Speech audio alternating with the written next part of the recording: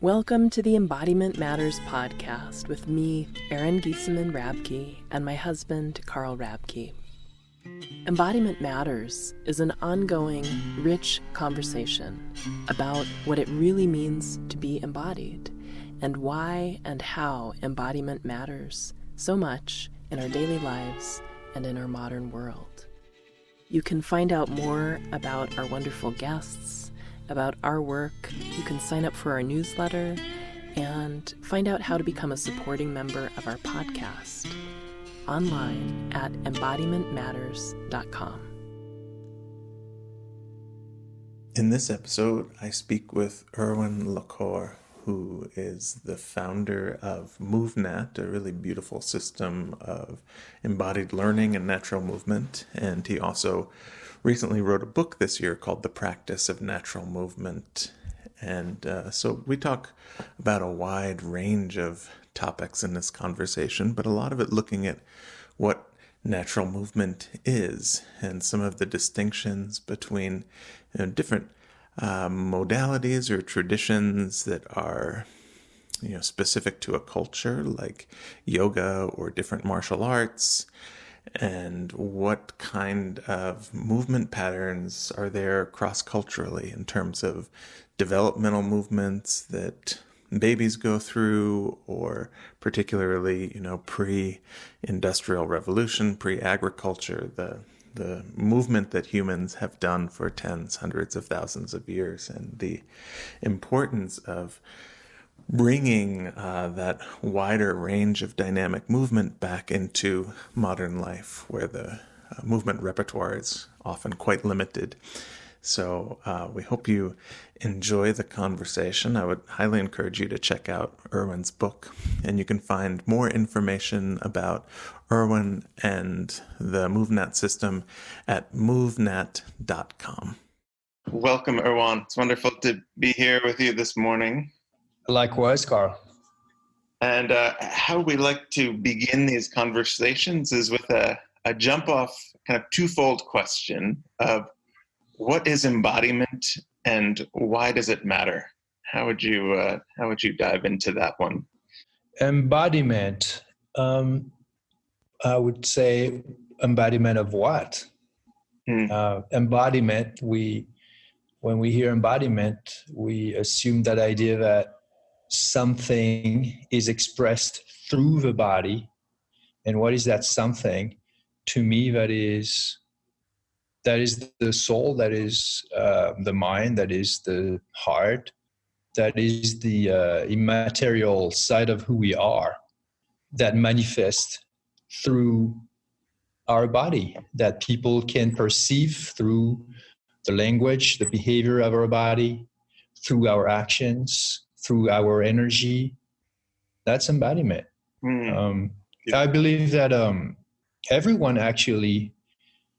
everyone does it, just that a lot of people may not realize that they're doing it, that the way their body behaves, the way it functions, the way,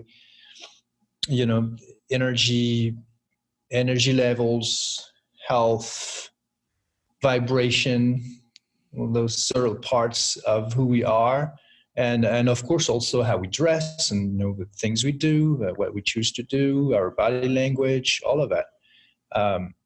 All of it is an expression of who we choose to be, that it is consciously chosen or unconsciously chosen, but it's really an expression of who we are, that part that's not the body. So embodiment physically reveals what is actually not physical, in my opinion. Mm-hmm. Yeah, I love that it's happening all the time, whether or not we're consciously inhabiting it or not. Yes. Mm-hmm. So when people talk about, say, oh, you're the perfect embodiment of, whatever, a philosophy, a practice, and they may not say that about anyone or about everyone. And the only reason would be that they notice an alignment between what people say they are, what people claim they are, or claim they do, or claim they're about, and the physical expression or manifestation of that claim or that philosophy or those values. I think it has a lot to do with value systems. So for instance, if you are, well, I'm into health, I'm about being healthy, I train my body, I do movement, and then I eat right, and I have a healthy lifestyle. That's part of a person's value system, for instance. That's something that really, really matters to them. And you're going to say, the people are going to notice that you are walking the talk, and that there's that alignment that is obvious between who you say you are and who you actually are in the sense of your behavior, and including all your actions and your physical behavior. So we're going to say, hey, you're the perfect embodiment, you are, of your philosophy. So whereas in other people, they may not say the same, because most people don't have any particular claim as of,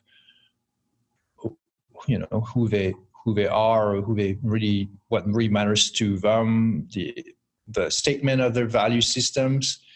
And so there's no comparison to be made. There's nothing to be connected between, what their behavior and in their philosophy or their value system. So we may not notice, but some people actually, I believe that everybody makes choices. I really do. So I really believe that even when you are not claiming or expressing any particular value in your life, it doesn't mean that you don't have them, even unconsciously, and that you don't embody them, even unconsciously. So yeah, and I'd love to weave this, take this into the movement aspect. So you have this wonderful system that you've helped, imagine and bring into the world of MovNat in your recent book, The Practice of Natural Movement. So for someone who's listening who hasn't heard that term before, how would you describe natural movement? Natural movement is it's primarily the physical practice of the whole range of movement skills that are universal to all humans.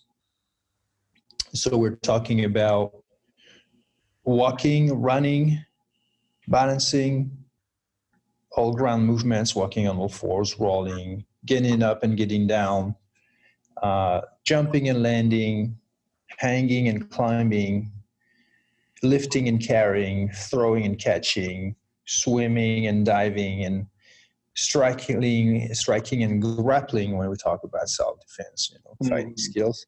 All of those are practical movements, means they are potentially vital to your survival. They're universal to all humans. Mm-hmm. So it means that every human, regardless of their particular identity, regardless of their age, their gender, their ethnicity, their wealth, whatever, how much money they have in their pocket, doesn't matter. We all are born around the world developing by instinct those skills to a certain extent, and without instruction. Right. Mm-hmm. Right? Without instruction. So that's really truly universal. That's what I have,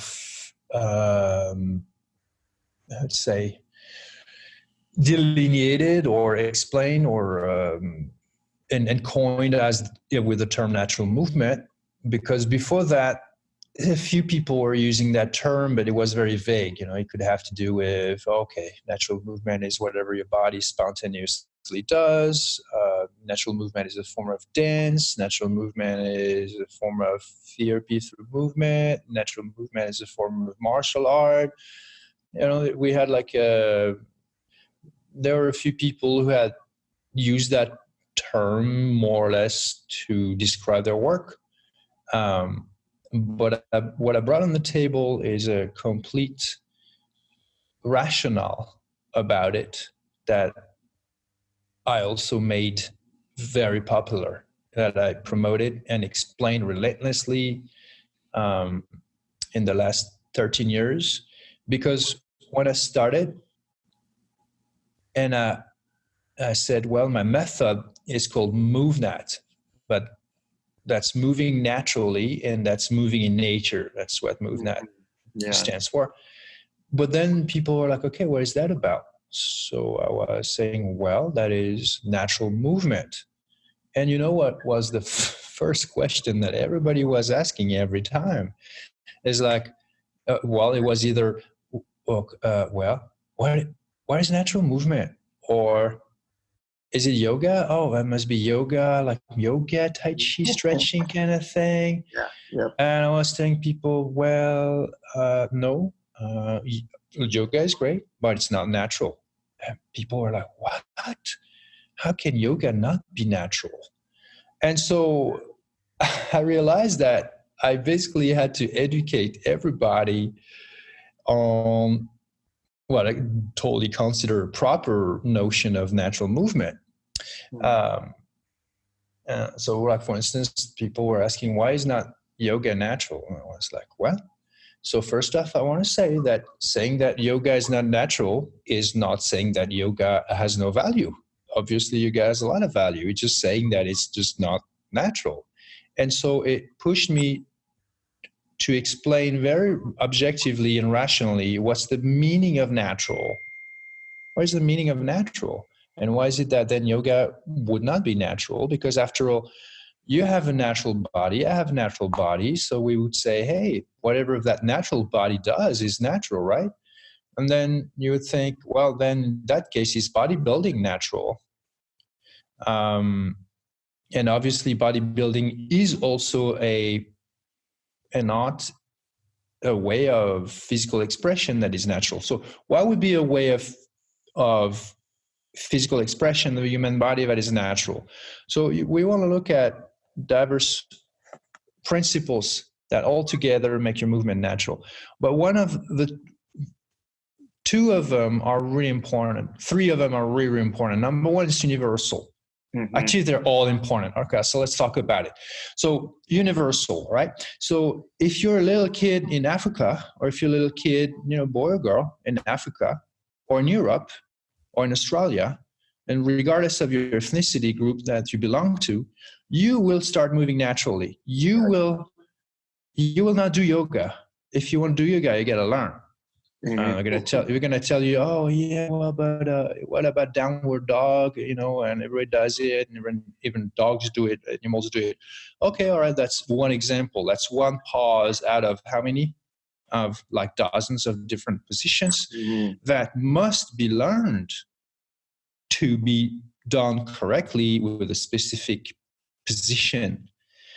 Each of them has a specific kind of folkloric traditional position. There's no such thing in natural movement. Natural movement, you learn instinctively because they are truly universal movements. Right. You will developmental patterns. Exactly.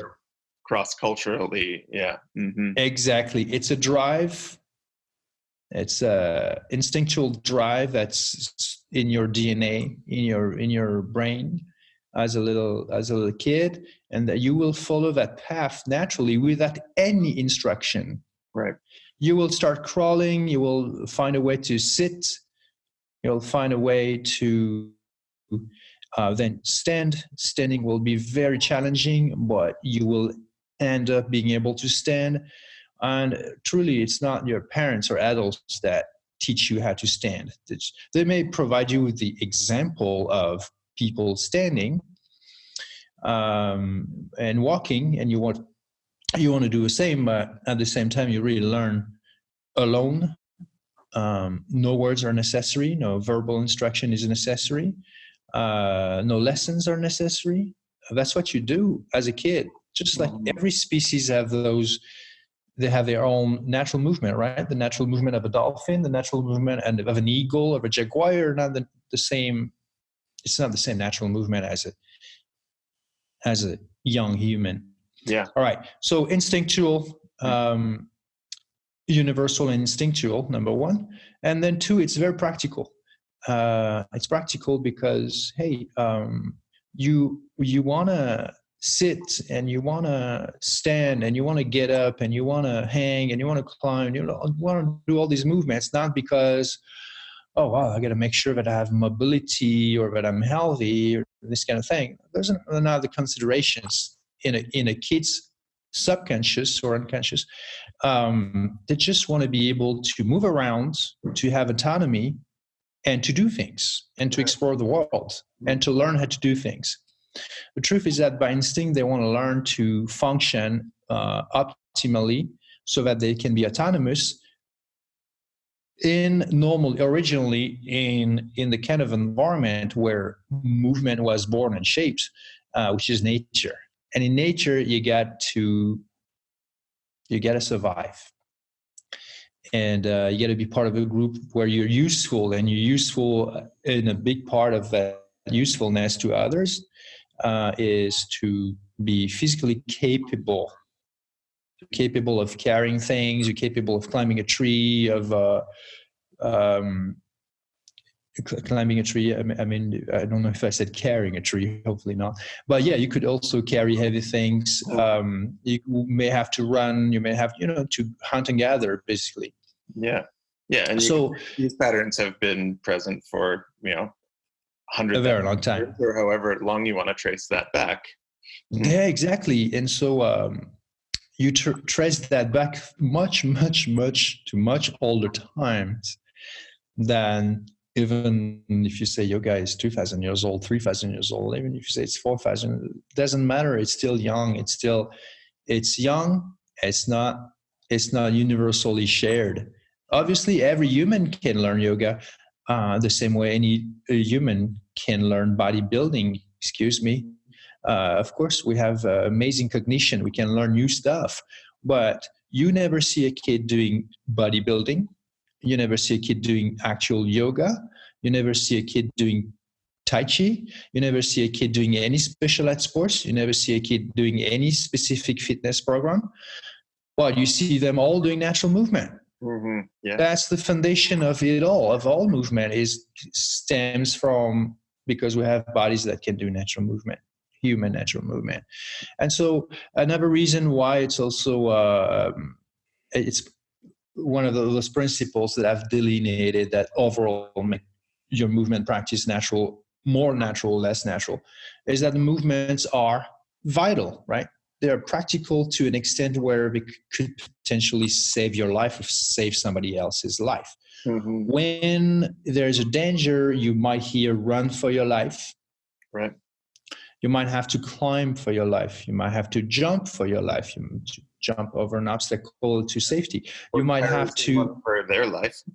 Exactly, carry somebody for their life, fight for your life, fight for somebody else's life, maybe swim for your life, maybe balance or across something to again reach safety for your life. You will never hear play ping pong for your life. Or do a handstand for your life, or do stand on one foot and pull one leg behind your neck for your life, right?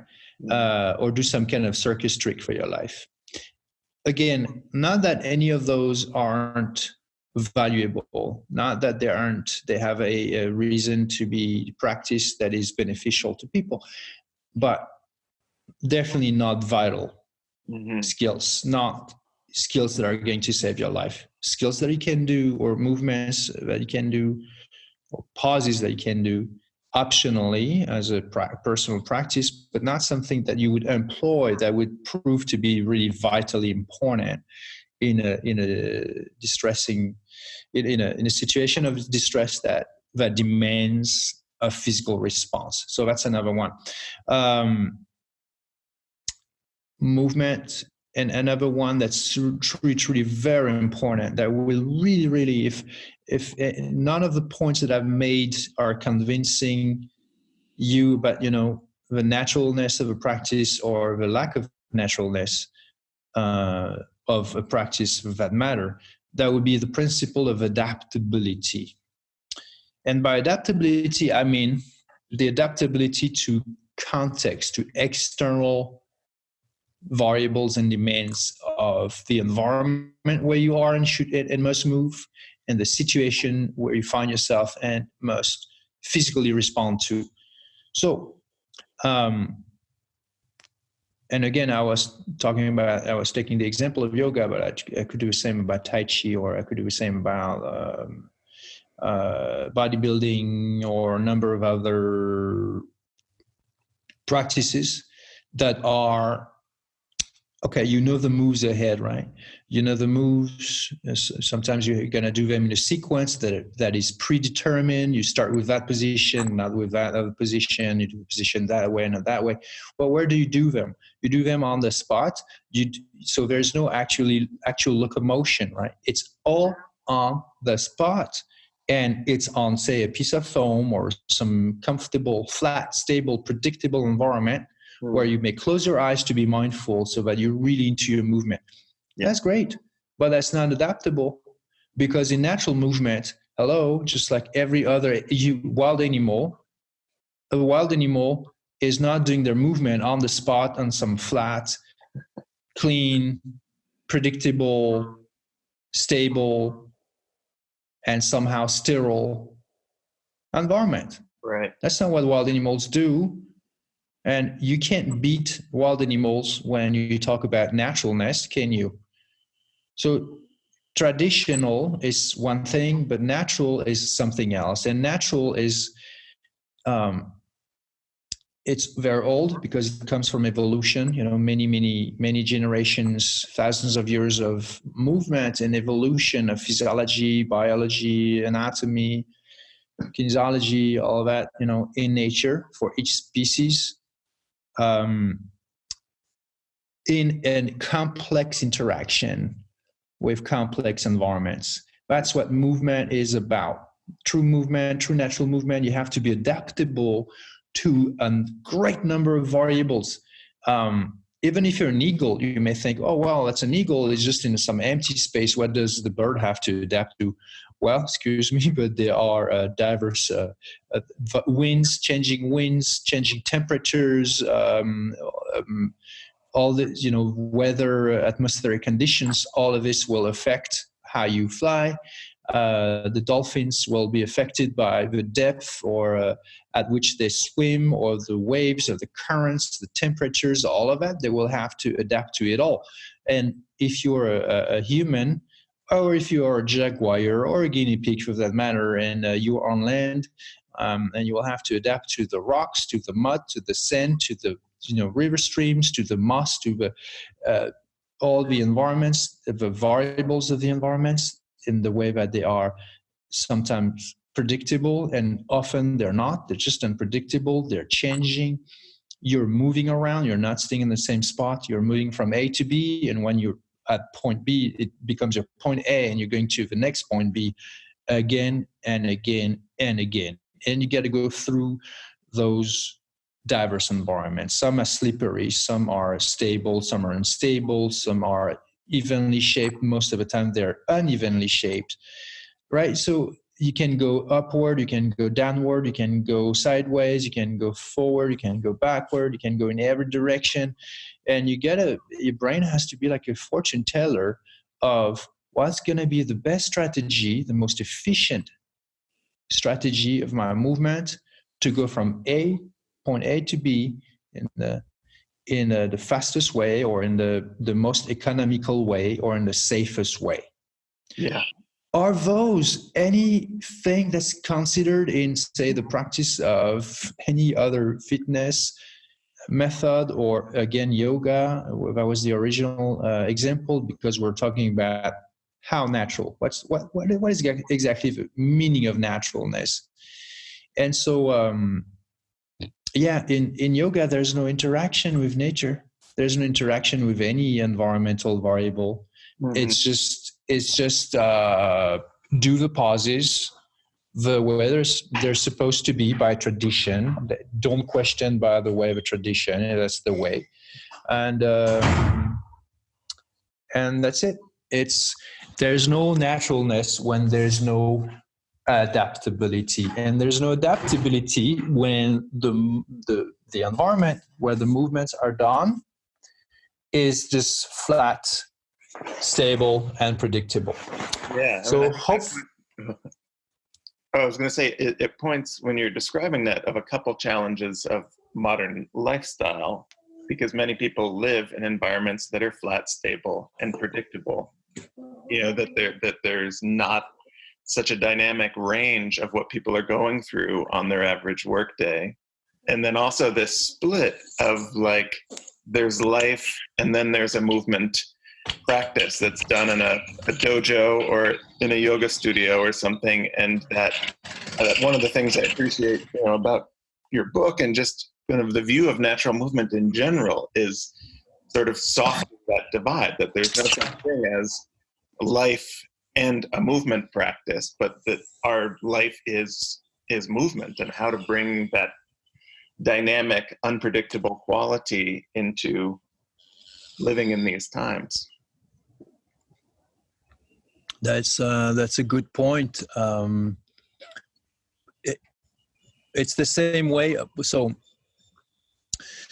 this is part of our animal heritage, that adaptability, that ability for us to move in so many diverse ways that are adapting to diverse variables. And kids love that. They get really exhilarated. And even when they are in a natural environment. So think about it. It doesn't matter that young children, because things are changing fast with all these electronics and going to school and sitting for all days. And, so all the kids tend to already, you can see that they're losing their natural drive for movement, for natural movement. But young kids, they usually still have it. But today, most people, they live in cities, so they're not in nature. So kids aren't in nature. And yet, even in those artificial environments, urban environments, indoors environments, they still move naturally. They will walk on all four, roll on their back. They will get up and get down in diverse ways. They will kneel and deep squats, and they will hang, and they will vault over your couch if you have one, and they will, crawl underneath a table. And if you let them, they will literally turn your house into their playground. Exactly. For natural movement, right? For nothing else. They're not going to, they will also invent some other games, which most of the time will involve some levels of natural movement. So it's not just good. Right. So we're going to do that. So, if you bring a wild animal in a city, let's say you bring a jaguar in the city, do you expect them to behave like a chihuahua? Do you expect a wild wolf in an apartment to behave like a chihuahua? And reversely, if you bring a chihuahua in the woods, do you expect them to right away turn into wolves? So it's not really going to happen. Mm-hmm. So, what was the original question? Sorry, my son is here, and no problem. He distracted me. Yeah, so it wasn't really a question in that, but it was just pointing out that that the split there between life and movement, and the challenge of having lifestyle that doesn't require, for many people just sit at their desks and they lie in the bed, and there's not, when they're going to the store, they're not engaging in these kind of dynamic movements that have been essential for survival, pre-agriculture or pre-industrial revolution, but are have to be added in now. Mm-hmm. And so it's a very good observation, and it actually enables us to point out something really important right there. It is that like I said, the jaguar, you bring them in the city, they will still behave like a jaguar in the wild, or the wolf, or any wild animal. And humans will not behave like that. Mm-hmm. But yet young people, young humans, young kids will turn your your apartment or your house into their playground for natural movement. Into the wild. Yeah. Exactly. So it means that the answer or the explanation to a lack of natural movement behavior is not the environment. Mm-hmm. Yeah. It's the mindset. Yep. Yeah. It's the mindset. So they don't embody, and we were talking at the beginning of the meaning of embodiment. They embody something else, but they don't embody natural movement. Yeah. So their value system, the way they see themselves as, being a decent person or a reasonable person, a productive person, a grown-up, an adult person, does not involve those behaviors of what they think is their past, right? So the natural movement has become, they believe, we're led to believe collectively that natural movement is irrelevant to a reasonable social adult life. If you see a person who is not in the right place at the right time for some kind of physical practice, who is going to do what, say, young kids do, that's just not normal. And people are very, very attentive to looking normal all the time. Nobody wants to look not normal. Mm-hmm. That's part of the formatting of who we are, a cultural, social formatting of who we are that includes our perception. So that's our value system, what we expect from ourselves, from others, from life. And then it dictates our behaviors, our choices, what we do, what we don't do. So natural movement is not part of it. Yeah, right. So I go to a park, you go to a park, we look at people, most people will just walk.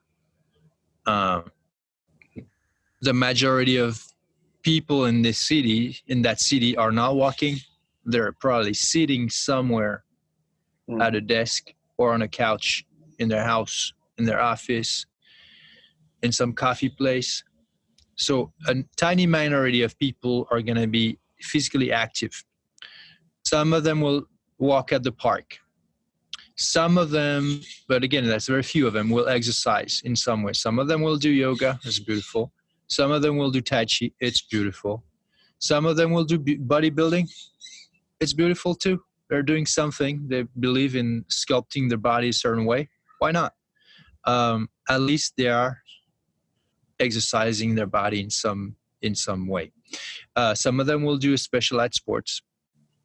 And then you go to, but none of them, probably like very few of them will do a complete practice of natural movement, right? So if you do, for instance, you do running and you see a person running at the park, so there will be even fewer people than those who are walking. Mm-hmm. And some people will just be sitting more and looking at the screens or talking to somebody. So even fewer of them will be running. So running is a natural movement, not natural movement. I'm going to explain the difference. It's a natural movement. It's one of those natural movement skills. Walking is also a natural movement. It's part of gait. Running is gait. Yeah. We're primarily bipedal animals. And that's going to be it. Then what else are we going to notice? The variety of movement behaviors, physical behaviors that we could notice. Okay, somebody could be doing push-ups and crunches, and you're like, okay, that person is doing some general fitness prep. Good, that's great. So they're targeting body parts. They're using movement. Movement is not the finality. It's some idea of some strength and some, being in shape, a general idea of being in shape that matters. Okay, so we're using movement to get to that result, some idea of general fitness. That's good. Others will be doing slow movements, standing, and like, with the arms. That's Tai Chi. You don't do Tai Chi, but you can recognize Tai Chi, right? Maybe you do Tai Chi. Then you could see a person holding a position and then switching from that position to the next position while staying on the spot. And they're doing that on some foam, some rollout mat. And you're like, okay, that's yoga. Everybody knows yoga, right? So it's mainstream. It's something that is in everyone's awareness. Nobody would be scratching their head and be wondering, what is that person doing? Like, okay, that's yoga, clearly. Okay. And we're talking about adults doing these things. Now, you're still with me, everyone. You're still with me. We're at that park strolling. We're walking and we're observing people's physical behavior. And then all of a sudden, there's that one guy or women, or maybe just a few of them, and they are running. And then they are jumping and landing on some narrow surface. And then they're walking on all fours. Then they're rolling on their back. Then they're sprinting. Then they're hanging to a tree branch. They're climbing on that branch. They're jumping off to a roll, to a sprint again, to moving all fours again. They're doing all these movements. Then, they lift and carry each other. And you're like, what are these people doing? What is that? You can't put a name on it, can you? Not yet. Although I think it'll become more and more recognizable that's a good point, because you know what? I've been working on this for many, many years. Yeah. Because I was doing that when I was a kid.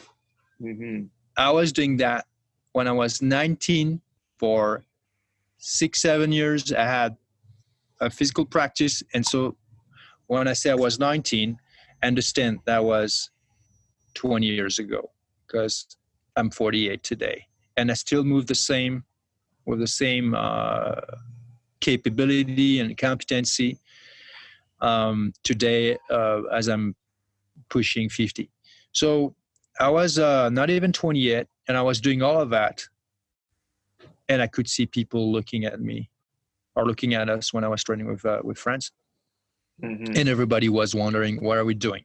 And some people just, a few people would like respectfully nod. Most people, of course, were totally indifferent.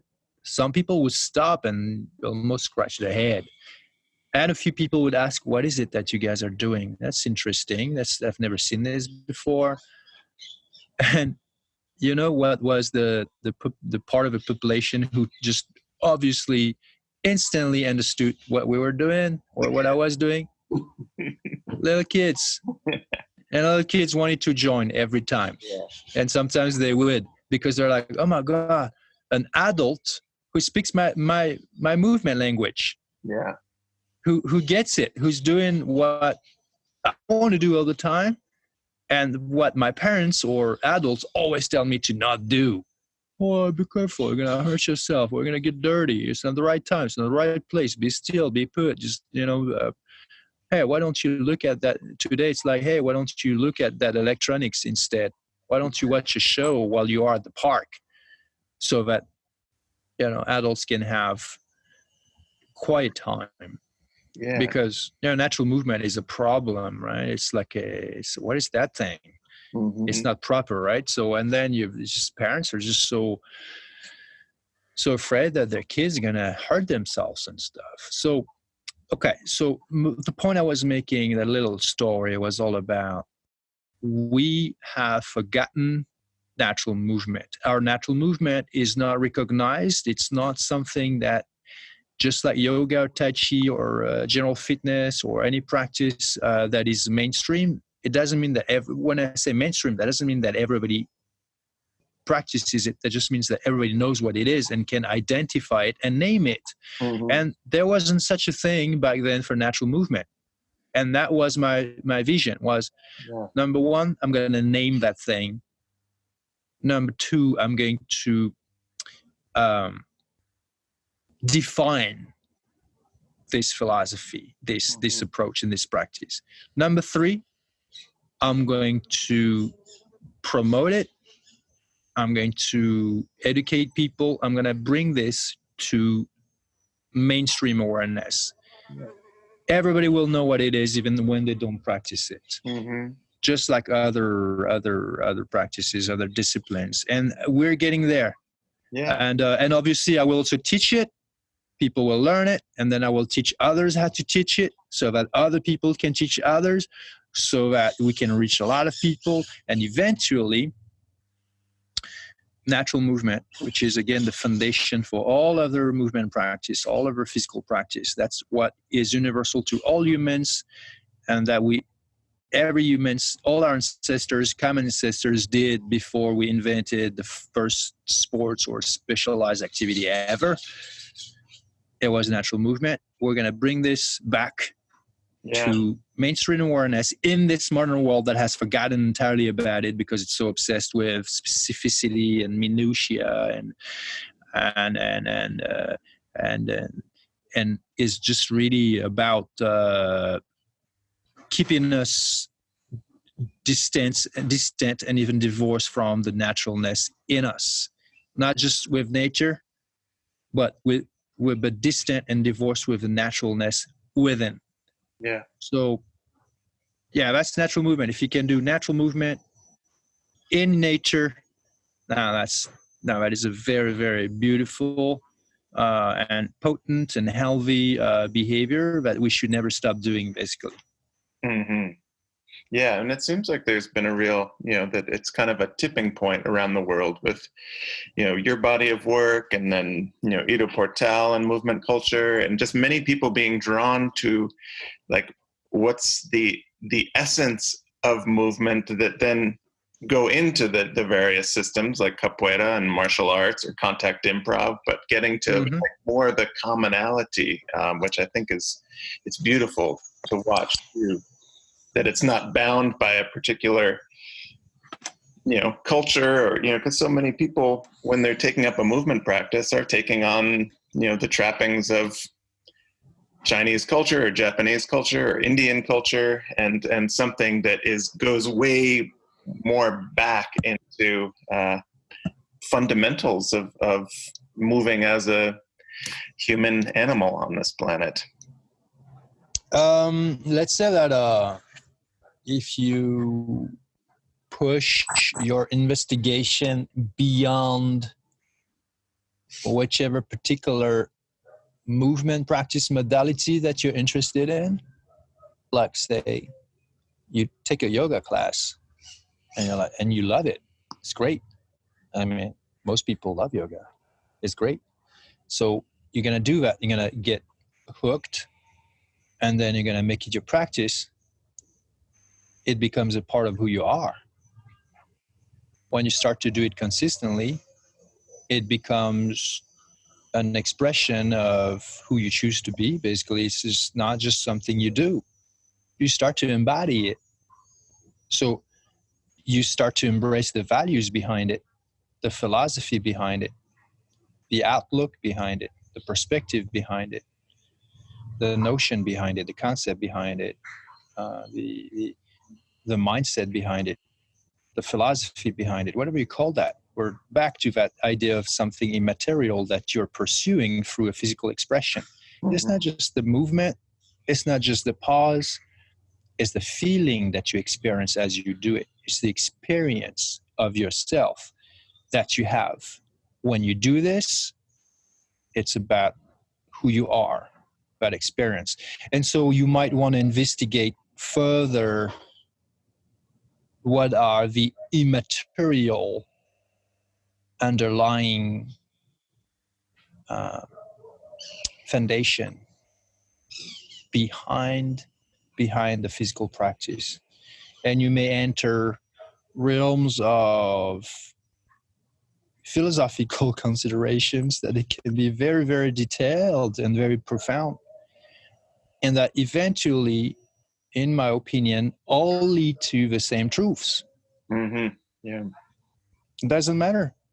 You can be a circus artist, an acrobat. It requires extremely high levels of dedication, of skill, of strength. But what makes it happen, really, is the spirit. Your body does not operate itself. It's operated by mindfulness. And mindfulness is what really where all the value is. It's is that expression of who you are. So eventually, if you achieve great yoga poses, great levels of yoga mastery, or Tai Chi mastery, or circus or acrobatics mastery, or natural movement mastery, or swimming mastery, whatever sport, running mastery, you might end up experiencing, how would you call that, satori, whatever it is, flow, a form of enlightenment. And that's, I believe, regardless of which movement practice you choose, I think that's what every soul has the intuition of pursuing, of leading themselves towards, is that experience of self that is magical, that is so light and beautiful, that is timeless, the true feeling of here and now, which is not necessarily easy to attain and to experience, but that yet is just so priceless and memorable and enjoyable when you do. Mm-hmm. A thoughtless state of mind. That's what mindfulness is. Mindfulness, not about thinking. By the way, thinking in movement is a pain in the neck. You don't want to think in movement. Right. Because movement cannot comprehend, thought cannot. Thought can analyze and understand movement when it's not moving. It cannot comprehend nor really monitor movement as you move, because thought is just way too abstract and slow for movement, especially when you are moving through nature in adaptable ways that have to interact and adapt to so many variables in nature. And that's why I like to say, talking about mindfulness, and that's the big thing about mindful physical practices. They're like, oh, well, you got to connect mind and body. I'm like, okay, that's good. Yeah, that's obvious, because if you don't, well, to begin with, again, the body does not separate to start with. What's that? I said, assuming that there was a separation to begin. Exactly. The body will not operate itself. Hello, when you sleep, you're not moving, and the body is not going to. I mean, there's going to be some movement, but it's very, very limited. No, to move, you need to have an intention. When people ask me, why do we move? I'm like, well, because you have an intention. That's the drive for movement. That's a drive for all life. It's the intention that you have. So body-mind connection, or mind-body connection, is fantastic. But consider this. Mind, body, environment connection. Mm-hmm. Okay. So now I'm going to, in imagination, I'm going to place you back into, say, a yoga pause. You're doing your asana, and you close your eyes, and you want to be completely mindful of what you feel inside your body, your balance, your position. Have a mental representation, proprioceptive representation of your precise position in space. And as you're switching from one pause to the next, you're doing this in the most relaxed fashion, in the most fluid fashion, in smoothest fashion, yet in the most stable fashion.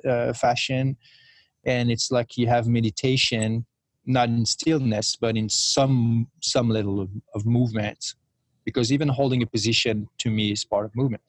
Okay, that's a beautiful thing. And you must be mindful, because if you start to think of, well, what's on TV tonight, or I have whatever relationship problem, or something positive. But anyways, if you start thinking about something else that is not in the here and now, well, you're not mindful. You're just using your mind to think.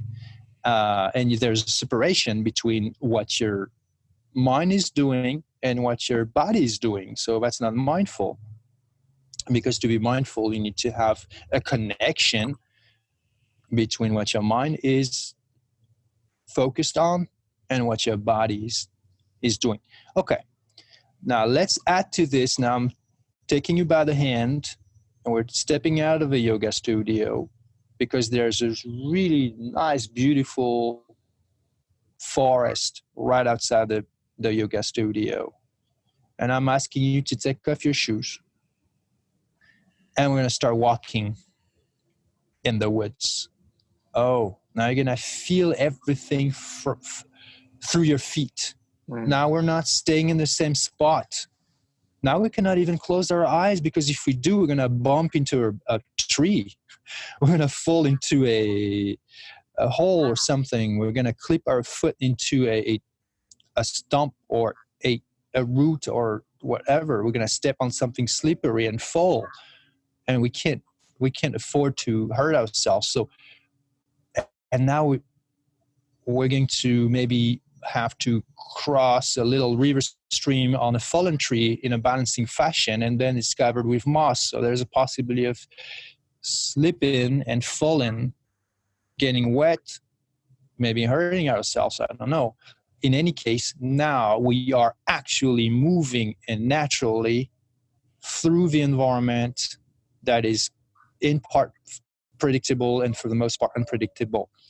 Does that seem to you that this is just a physical thing? That's just, oh, well, all we need is like brutal strength. This is not very evolved. This is not very advanced. This is not mindful.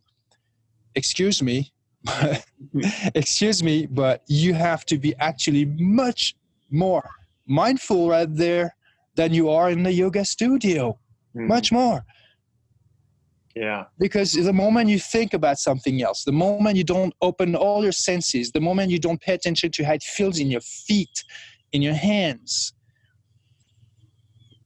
the moment you don't pay attention to how your body reacts to a very specific place in the environment where your foot is placed and is holding your whole weight and could easily throw you off and maybe make you stumble and fall. And that's every step you make. How would you call that? Just physicality, animal low-level physicality, or would you call that extremely acute levels of mindfulness? And this is what natural movement does. Mind, body, environment connection brings out of you the most acute positive way, the most intense level of mindfulness that you will ever experience. Right. And you know what? It's been proven by science. So that's going to be very interesting.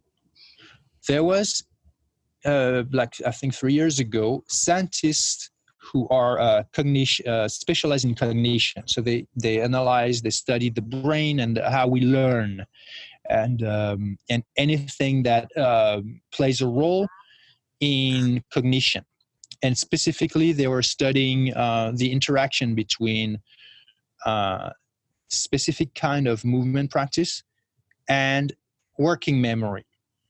So working memory is more important than intellectual, that IQ. Working memory is your ability to collect and process information from your environment, from the situation, socially, with people, in nature, whatever it is. Whatever it's just outside of you that's taking place or that is there, you can process the information with working memory, and that makes you basically that determine how well you do in situations, basically how adaptable you are, because it's a form of intelligence where you can process information and do something useful for yourself or efficient for yourself, effective out of it. Does that make sense? Yeah. And so we all have working memory, and it's just a crucial aspect of our cognition, of our intelligence. Now, the study was analyzing or assessing how 3 kinds of movement behaviors would impact working memory or not, or to what extent. So the first panel, the group of people actually did nothing. So that's a form of physical activity, is physical idleness. They just did nothing. Second group did yoga. Third group did natural movement. They did MovNat. They did so they had to like do brachiation, like so you basically hang from tree branches and you move around the tree. You weren't like climbing high, but you were like climbing a little up and down and sideways around the tree. So you're doing some movement around tree branches. And the other drill was to do balancing on some mildly elevated surface. So nothing dangerous, nothing intimidating, but you still have to really pay attention to what you do, because again, you cannot close your eyes. You have the environment where you're you can easily fall off, so you got to pay attention. So which of the 3 had an impact on working memory? Okay, as suspected, the people who did nothing, so then after the practice, people would take the exact same working memory test and to see how well they score. So they had already taken the test the day before or some time before doing any kind of activity, and they all scored pretty much the same, right? Now, the people who did nothing had obviously no change in the scoring. The people who did yoga had not any difference either. What? Well, so yoga did not boost working memory? Well, no, it did not. Okay. Well, that comes to a surprise to most people. It didn't come as a surprise to me, and I'll explain why in just a moment. The third group who did natural movement had a significant boost in their working memory. Wow. How come? Well, so here's my my supposition, which I believe is quite relevant. If you listen to a neuroscientist or neurobiologist, they will tell you that we have a brain. Originally, the primary reason for having a brain is to move in adaptable ways through complex environments. Yeah. That's it. Not to talk about the history of arts, mathematics, fine wines, whatever abstract that are great things, beautiful things that we've created in our super evolved civilization and culture. No, that's not the reason. We don't have a brain so that we can sound smart. We have a brain so that we can move in nature. Mm-hmm. One of the proof is, okay, so plants don't move. Trees don't move. They don't have a brain. That doesn't mean that they don't have a consciousness. That just means that they don't have the necessity of a brain because they don't need to move through nature. They may grow and have some movement because of, plants move a little, they grow and they find their way through the earth and they move because of the wind and things like that, but they don't have locomotion, point A to point B. Yoga doesn't have locomotion, point A to point B. Natural movement has locomotion, point A to point B. So we have a brain so we can move from point A to point B, etc., etc., etc. So there's a little organism that starts as an animal in the ocean. It has a limited amount of cells, but it has a tiny brain. And that particular species, once they're done with their exploration of the ocean, they find their own piece of rock, and they're going to start to stuck to that rock. And so they don't move again. And when they start to do that, and that's their normal life, right? They move through the ocean, then they find a place where they can stick, and then they become basically a form of veggie. They become, they're not animal anymore. They become like a plant. No more locomotion. What happens to their tiny brain? Gets tiny. Because they dissolve it. Happens to some humans, I think, too. That's mean. That's mean to say, but I guess that when we plant, I guess that what you want to say is that there's a strict correlation between brain function and cognition and the amount of movement, but also the kind of movement you do. So it makes total sense. It's a great point, actually. It's a great I would say the parallel that you're making that enables the next point I make is that if we have a brain for movement, the little organism that stops moving, sticks on the rock, doesn't need a brain anymore. Nature doesn't like what's useless, so it's a waste of energy. It's gonna waste energy for that little organism. It's gonna threaten its survival if it keeps a brain that it doesn't need anymore. So first thing it does, dissolve the brain. No more need for a brain. I'm not moving anymore. No more locomotion. Okay, done. I've switched from animal to vegetal. Mm-hmm. Right. So it makes sense that if we have a brain, just like all other animals, an animal is a creature, a living creature that, unlike vegetal, unlike trees and plants, has the capacity of locomotion, which means you have to go through this complex environments. It makes sense that if that is the primary function of why animals have a brain, including human beings, then having that behavior will boost that cognition, will boost that function.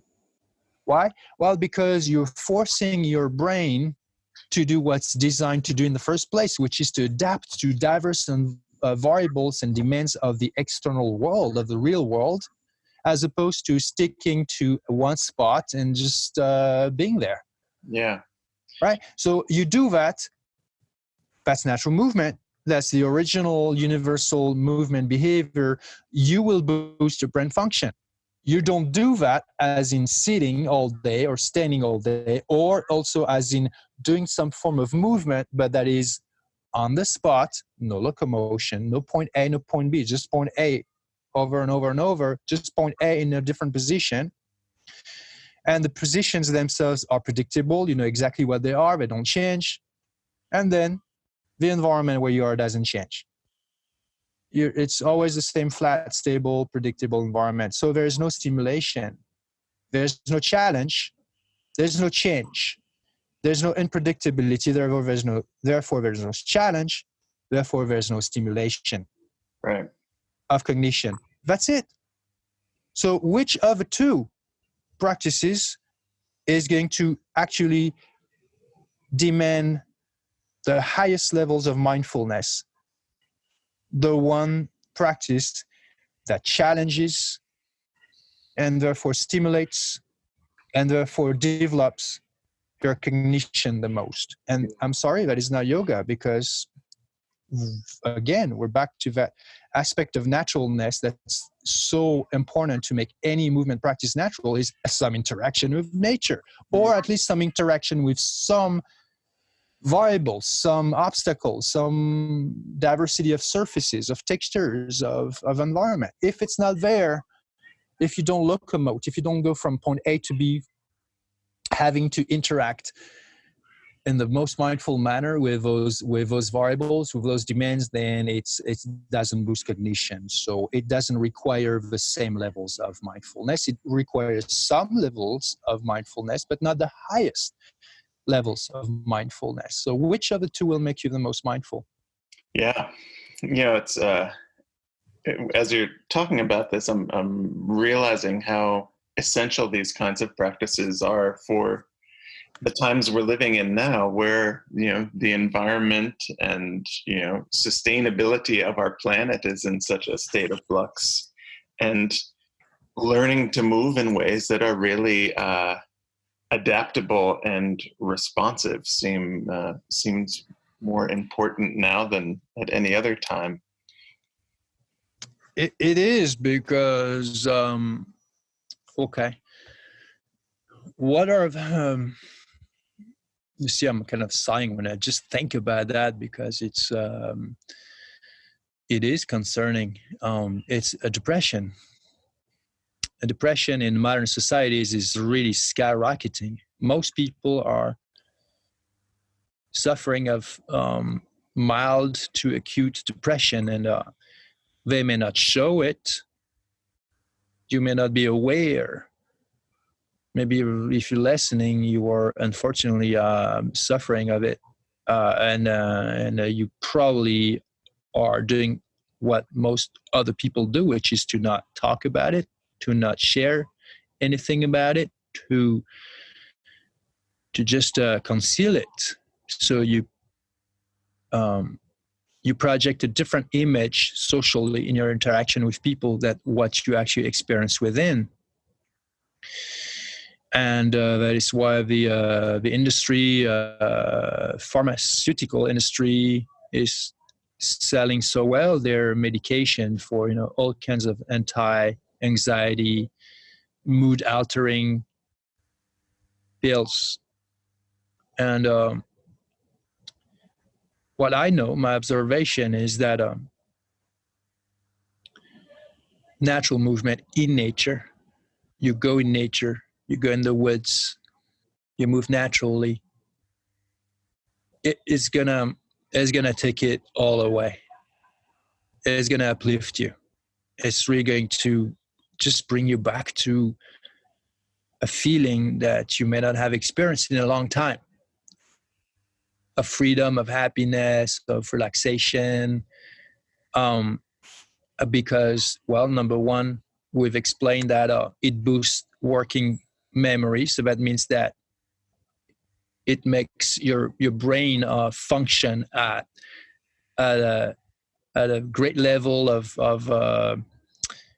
health, of function, of ability that applies to your mood as well, that applies to the thoughts that you create for yourself that are going to be more positive, more affirmative, assertive, more self-confident, more clear. And then you have the exposure to nature that is also proven to be uplifting, relaxing. Japanese have a specific term for it, which I don't exactly remember, but they have a term for explaining how being in nature has beautiful effect on your mind, on your heart, on your soul, and spirit. So if you combine both, you will experience that. I like to say that, to me, natural movement is a physical expression of my spirit, but it's also a spiritual expression of my body. Beautiful. Yeah. And it's a simple philosophy. You don't need to go read, and why not? But you may not need to go read complicated thesis, psychology books, or super ancient, esoteric and a little obscure philosophical books from 2,000 years ago. I'm not saying that you shouldn't do that. I'm just saying that maybe a simpler answer is right there is that you have some woods next to where you live, where you could go and start hiking and stepping up, stepping down, playing, feeling free, having fun, breathing deeply, enjoying nature, feeling the different textures, the different surfaces, feeling the life in all the plants, in all the trees, in all the little creatures. Nature is where we all come from. That is not a romantic idea. It's a fact. Nature is what we're made of. It makes total sense that if we get back to that very environment where we're all born, and if we were to reintroduce in our lives those physical behaviors, movement behaviors that are truly universal, natural to us, that are our foundation, that we all used to do when we were kids, that is going to be exhilarating and rejuvenating and uplifting and empowering, and all the opposite of depression. Yeah. Right. Because yoga is great, but you're still gonna do yoga in a square room, right? You're still confined in an empty space with other people, but nonetheless, there's no place to go. You don't have freedom. Even the movements you go through, you have no freedom to change them. There's no, it's predetermined. It's pre-designed. You know what to expect. There's no change. There's maybe new movements you may learn, but it's pretty much going to be the same, done in the same spot. Now you step out of there, you go in nature, and now you have complete freedom, and you have to be extremely mindful, and you will reconnect to very profoundly with a nature within that is universal to all of us. And I believe that's a very powerful and beautiful thing to do. Yeah, I agree as well. It seems like a good place to pause, although I think we could go on and on and on around these topics. But I just want to thank you so much for your time today. Well, thank you for having me. I was happy to share my insights. I hope they were useful and even hopefully inspiring. And keep doing whatever you do, because regardless of the movement practice you have, and if it's valuable to you and it matters to you, and that's really what matters. You have a movement practice, you have some life in your body, you're not an alien to your own body, as my wife Jessica would say. So that's already a beautiful thing. But if you want to say, give it a shot, just go outside, move naturally, move on all fours, balance, do some basic jumping and landing, some basic hanging and climbing. Just do that, and you will see the difference, and it will be truly empowering. So that's really my invitation today. Okay. And you can do that on top of what you regularly do. Mm-hmm. All right. Well, thank you so much. It was great talking with you. Well, likewise. Thank you so much. Have a beautiful day, everyone. Thank you so much for listening. We hope you enjoyed the conversation. If you enjoy this podcast, it's great if you want to share it with friends or post about it on social media. Also, you could make a donation to support the podcast or find out more information about our classes and offerings at our website, embodimentmatters.com.